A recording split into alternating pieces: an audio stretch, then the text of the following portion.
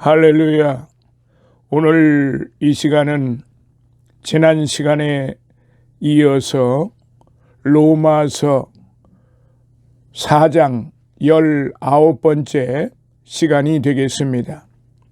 이제 19번째 강의를 통해서 저와 여러분들이 함께 은혜를 받고자 합니다.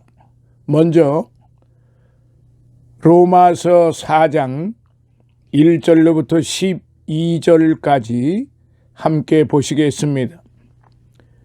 그런즉 육신으로 우리 조상된 아브라함이 무엇을 얻었다 하리요? 만일 아브라함이 행위로서 의롭다 하심을 얻었으면 자랑할 것이 있으려니와 하나님 앞에서는 없느니라. 성경이 무엇을 말하느뇨? 아브라함이 하나님을 믿음에 이것이 저에게 의로 여기신 바 되었느니라.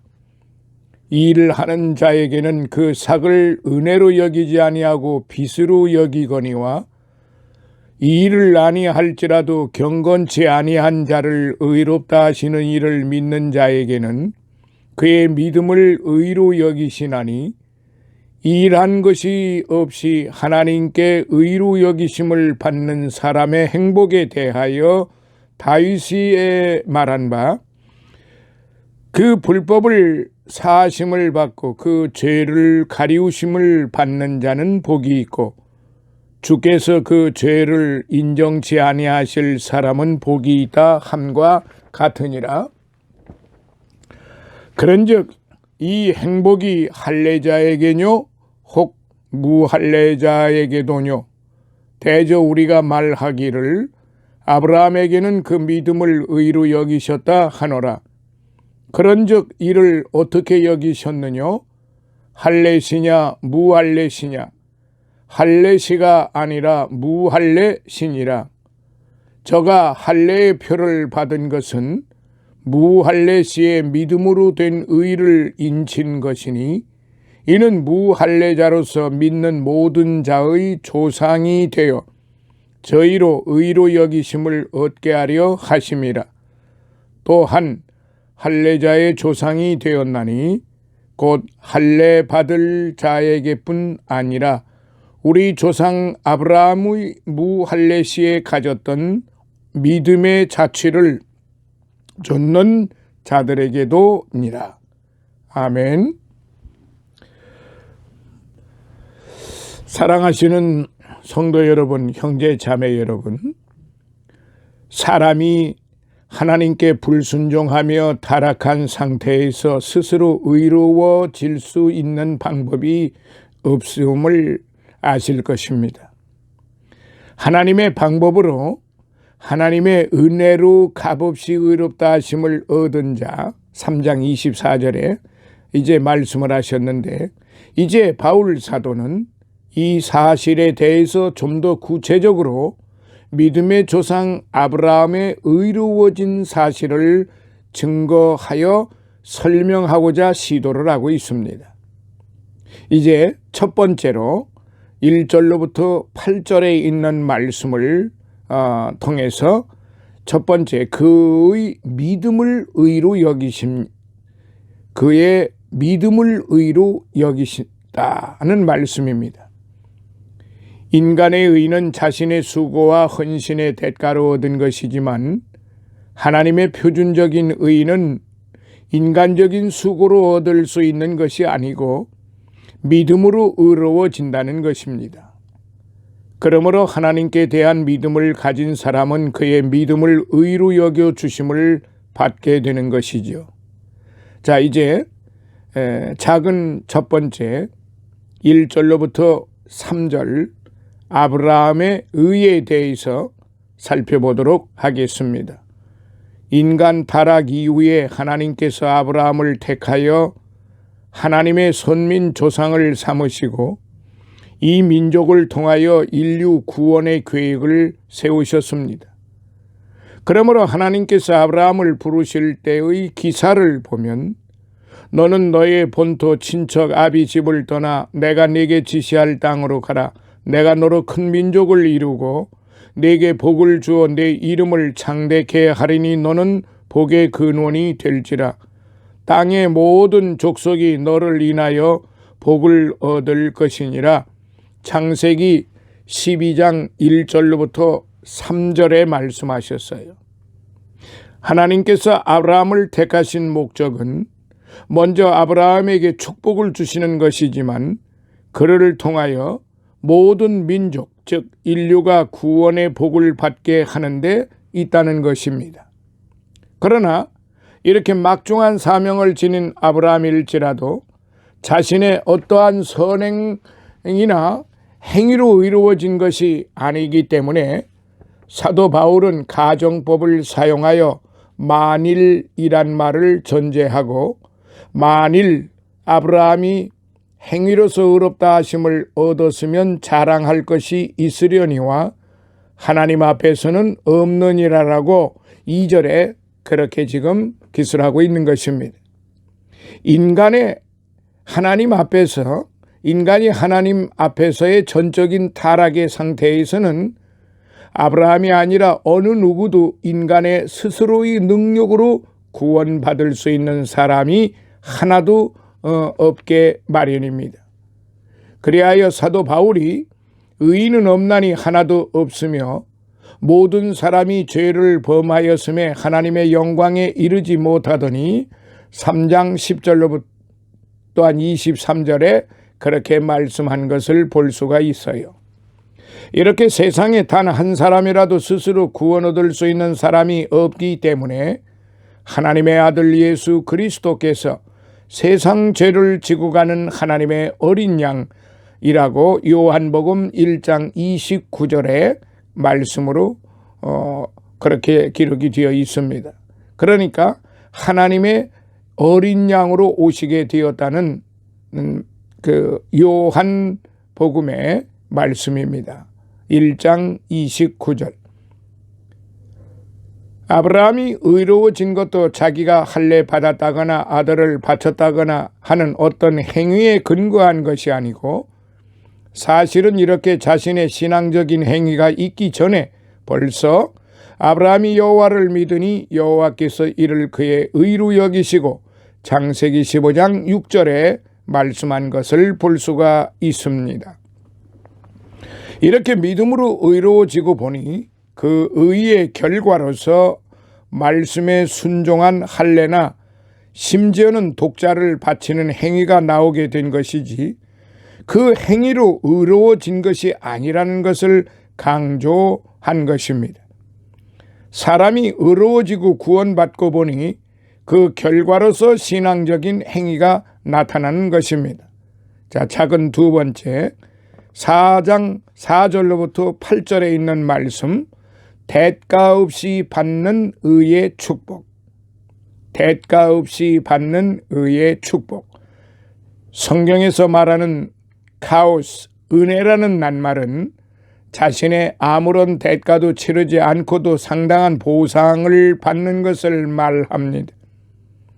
사람은 의뢰 자신의 행위의 대가로 보상을 받는 것이 원칙이기 때문에 인간의 조상들이 하나님께 불순종하였을 때에 범죄하는 그 영혼이 죽으리라 에스겔서 18장 4절의 말씀대로 죽을 수밖에 없게 되었으나 이제 이렇게 타락한 인간이 의로워지는 것은 자력으로 불가능하게 되었으므로 믿음으로 하나님의 의를 힘입어 의로워지기 때문에 이것이 바로 하나님의 은혜가 된다는 것이지요. 그러므로 일하는 자에게는 그 삭을 은혜로 여기지 아니하고 빚으로 여기나니 4절의 말씀을 하신 겁니다. 사람이 자신의 수고로 의를 얻을 수 있다면 하나님의 은혜가 필요 없게 될 수도 있지만은 자신의 수고의 대가를 치르지 아니해도 결코 의로울 수 없는 사람이 자신의 믿음을 의로 인정받을 때에 축복이 큰 것이 사실입니다. 이에 대하여 사도 바울은 이를 아니할지라도 경건치 아니한 자를 의롭다 하시는 이를 믿는 자에게는 그의 믿음을 의로 여기시나니 5절에 그렇게 기술했습니다. 사람이 하나님 앞에서 내세울 수 있는 의는 없지만 자기의 믿음이 의를 대신할 수 있다는 것을 말씀하였습니다. 이렇게 사람이 자신이 죄의 대가로 정죄를 받아 마땅하지만 그 죄를 정죄함을 받지 않고 자기의 믿음으로 하나님의 의를 대신할 수 있는 것은 분명히 사람이 하나님의 은총 안에서만이 참된 삶이 이루어진다는 것을 증거한 말씀이죠. 옛날 다윗 왕이 하나님과 사람에게 죄를 짓고 고민하다가 속죄의 체험을 한 다음에 시편 32편과 51편을 썼지요. 그 시편의 서두에 그 불법을 사하심을 받고 그 죄 가리우심을 받는 자는 복이 있고 주께서 그 죄를 인정치 아니하실 사람은 복이 있도다. 4장 7절로부터 8절, 시편 32편 1절로부터 2절에 감사의 노래를 하고 있습니다. 사람은 분명히 하나님 앞에서는 누구나 죄인임에는 틀림이 없지만 하나님의 지극하신 인류 구원의 뜨거우신 집념과 대속의 원리를 통한 구원의 방법으로 누구든지 구세주 예수 그리스도를 믿음으로 영접하는 사람에게는 정죄하시지도 않고 구원해 주신다는 사실입니다. 이거를 우리가 믿는 것입니다. 그리하여 그러므로 이제 그리스도 예수 안에 있는 자에게는 결코 정죄함이 없나니 로마서 8장 1절에 증거를 하고 있는 것입니다. 정죄함이 없다는 말씀은 전혀 죄가 없다는 말씀이 아니에요.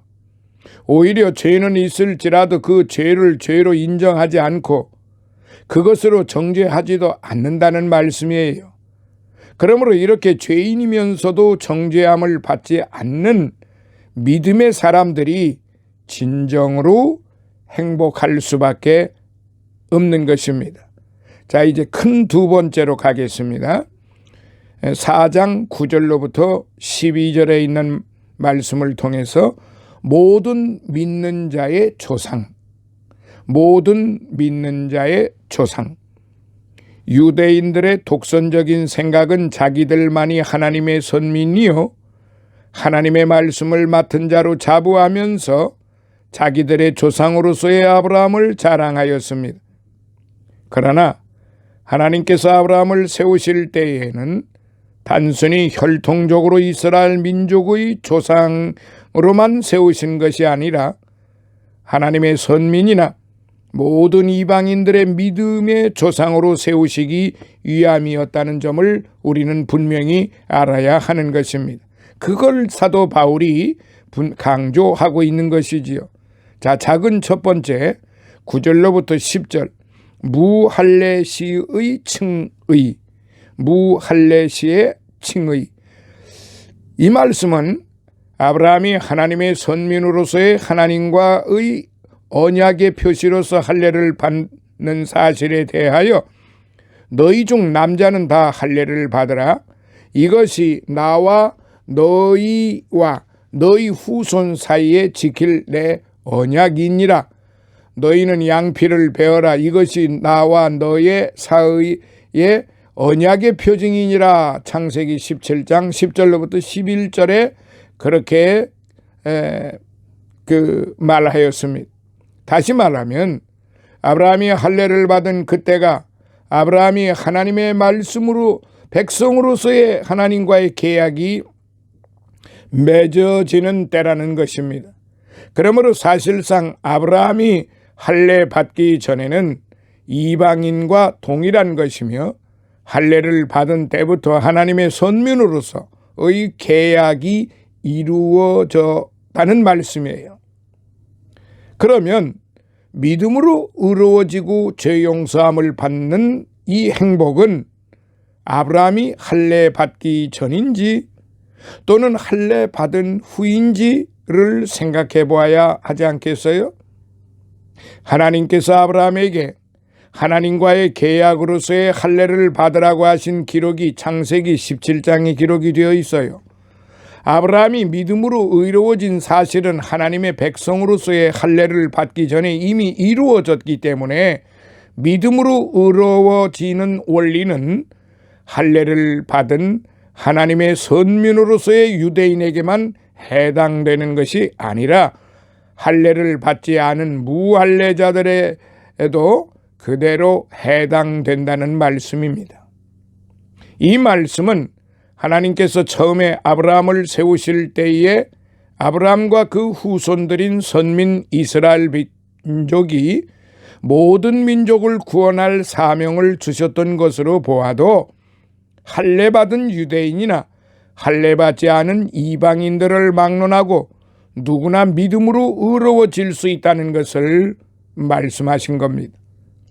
자, 여기서 우리는 사도 바울이 아브라함이 할례 받기 전에 믿음으로 의로워진 것을 강조한 그 이유를 알아야 합니다. 바로 유대인들의 지나친 선민 의식으로 이방인들을 구원권에서 제외되었다고 생각하는 그 자만한 마음을 책망하고 구원은 모든 인류에게 동등하게 누리게 할 수 있다는 그 사실을 강조하기 위함이었던 것입니다. 특히 이방인의 사도를 자처한 사도 바울에게 있어서는 오히려 당연한 결론이며 이것이 바울의 결론이기 전에 하나님 앞에서 처음부터 세우시고 하나님께서 처음부터 세우시고 계획하신 사실이라는 것을 알아야 합니다. 자, 작은 두 번째 4장 11절로부터 12절 믿음의 조상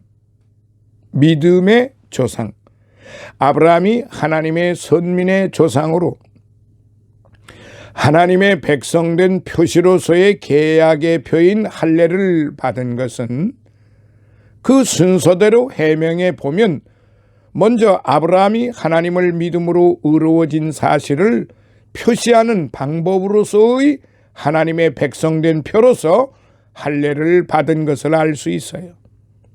이 사실에 대하여 본문에 저가 할례의 표를 받은 것은 무할례 시에 믿음으로 된 의를 인친 것이라 4장 11절 상부분에 기록이 되어 있습니다. 즉 먼저 믿음으로 의로워지고 그 다음에 의로워진 하나님의 백성의 표시로서 할례를 받았다는 것은 어떤 형식보다도 그 형식을 표현할 수 있는 내용이 선행되어야 한다는 말씀이에요. 여기서 우리는 사도 바울이 아브라함이 할례 받기 전에 무할례 시에 믿음으로 의로워졌다는 사실을 강조하는 그 이유를 알아야 합니다. 이는 무할례자로서 유대인이든 이방인이든요 믿는 모든 자의 조상이 되어 저희로 의로 여기심을 얻게 하려 하심이라고 11절에 말씀하심으로써 아브라함이 할례 받기 전이었던 것을 알 수가 있어요. 창세기 15장 6절에 아브라함이 아브라함이 아니고 아브라함입니다. 이때는 이름이 바뀌어지기 전이에요. 창세기 15장 6절에 아브라함이 여호와를 믿으니 여호와께서 이를 그의 의로 여기시고라고 말씀하신 것을 보아 아브라함이 아직 하나님의 백성으로서의 계약을 표시하는 할례를 받기 전에 무할례시였다는 사실을 우리는 알 수가 있어요. 여기서 믿음의 조상 아브라함이 믿음으로 의로워진 것은 무할례 시에 믿음으로 여기심을 얻게 하려 하심이라고 11절에 그렇게 말씀하신 것을 우리는 알아야 합니다. 이 말씀은 하나님을 처음부터 어떤 민족이나 의식의 차이로 구별을 둔 것이 아니라는 것을 강조한 것이지요. 단지 인류 구원의 방법으로 먼저 유대인을 택하여 그들을 통하여 모든 민족이 구원받게 하신다는 계획이셨던 것을 우리는 어렴풋이 알 수가 있습니다. 하나님께서 구약 시대의 처음에 이스라엘 민족의 조상인 아브라함을 택하여 땅의 모든 족속이 너를 인하여 복을 얻을 것, 창세기 12장 3절에 말씀하심으로써 인류 구원의 섭리를